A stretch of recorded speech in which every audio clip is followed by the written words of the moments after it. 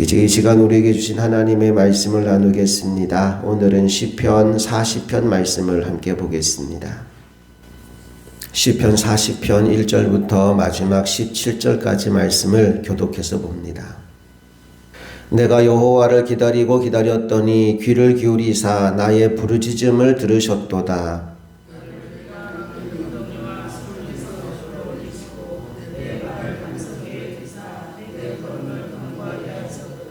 새 노래 곧 우리 하나님께 올릴 찬송을 내 입에 두셨으니 많은 사람이 보고 두려워하여 여호와를 의지하리로다.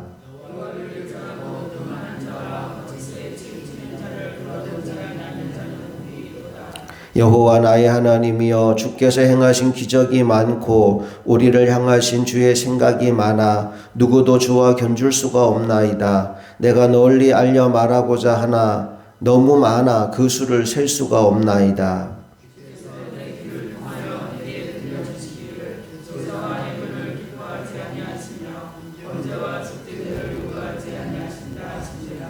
그때 내가 말하기를 내가 왔나이다. 나를 가리켜 기록한 것이 두루마리 책에 있나이다.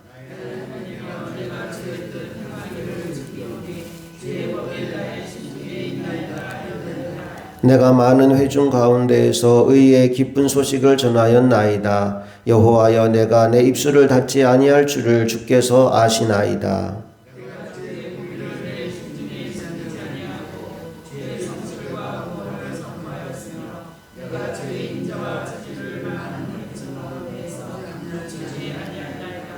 여호와여, 주의 긍휼을 내게서 거두지 마시고 주의 인자와 진리로 나를 항상 보호하소서.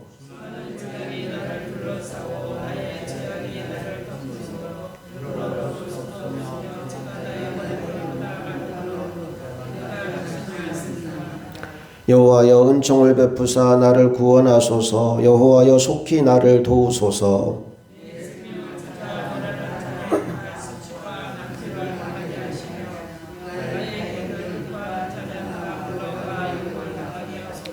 나를 향하여 하하하하 하며 조소하는 자들이 자기 수치로 말미암아 놀라게 하소서.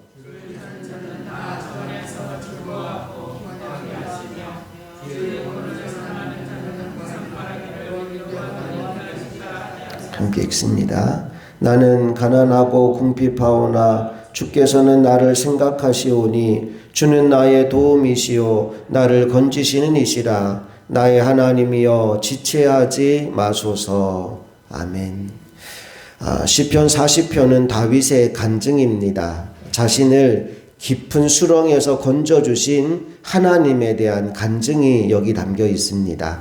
2절 말씀을 다시 한번 읽어볼게요. 시작.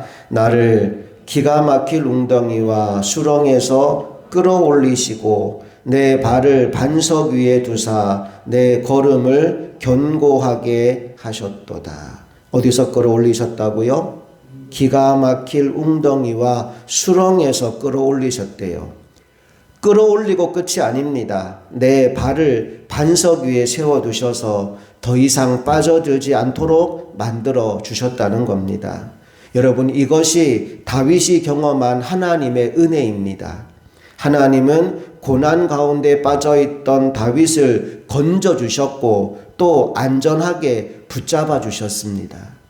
그 결과 다윗의 인생 가운데 세 가지 변화가 일어나게 됩니다. 그 첫 번째 변화가 뭐냐 하면 새 노래로 하나님을 찬송하게 되었다는 것입니다. 3절을 함께 읽어볼게요. 시작. 새 노래 곧 우리 하나님께 올릴 찬송을 내 입에 두셨으니 많은 사람이 보고 두려워하여 여호와를 의지하리로다. 아멘. 이전에도 다윗은 하나님을 즐겨 찬송하던 사람이었습니다. 그러나 하나님 체험은 다윗으로 하여금 새 노래로 하나님을 찬송하도록 해주셨습니다. 오늘 우리 인생 가운데에도 날마다 하나님께서 새로운 은혜를 부어주심으로 말미암아 새 노래로 하나님을 찬송하는 인생이 될 수 있기를 간절히 소망합니다. 그런가 하면 하나님의 은혜를 입고 변화된 다윗의 두 번째 변화가 뭐냐 하면 순종의 삶을 살아가기로 결단했다라는 겁니다. 8절 말씀 함께 읽어볼게요. 시작. 나의 하나님이여 내가 주의 뜻 행하기를 즐기오니 주의 법이 나의 심중에 있나이다 하였나이다. 나의 하나님이여 내가 주의 뜻 행하기를 즐겨하고 있습니다. 고백하지요. 기가 막힐 웅덩이와 수렁에서 빠져나온 다윗은 다시는 거기에 빠져들지 않기 위해서라도 하나님의 뜻을 행하며 살아가기로 결단한 겁니다. 주의 법을 나의 마음 중심에 두고 살아갈 것으로 굳게 마음을 먹게 된 것이지요. 시편 119편 105절 말씀에서 주의 말씀은 내 발의 등이요 내 길의 빛이라는 노래가 나옵니다. 우리가 아무리 어두운 길을 걸어가더라도 등과 빛이 있으면 실족할 일이 없는 겁니다. 오늘 우리들도 주님의 말씀을 내 발의 등, 내 길의 빛 삼아서 순종의 걸음을 옮기는 하나님의 종들이 다 될 수 있기를 간절히 소망합니다. 자, 기가 막힐 웅덩이와 수렁에서 빠져나온 다윗이 변화된 세 번째 모습은 전도자의 삶을 살게 되었다는 것입니다. 9절 말씀 같이 읽어볼게요. 시작. 내가 많은 회중 가운데에서 의의 기쁜 소식을 전하였나이다. 여호와여 내가 내 입술을 닫지 아니할 줄을 주께서 아시나이다. 많은 회중 가운데에서 기쁜 소식, 즉 복음을 전하였다고 합니다. 내가 나의 입술을 닫지 않을 것을 주님이 아신다고도 이야기합니다.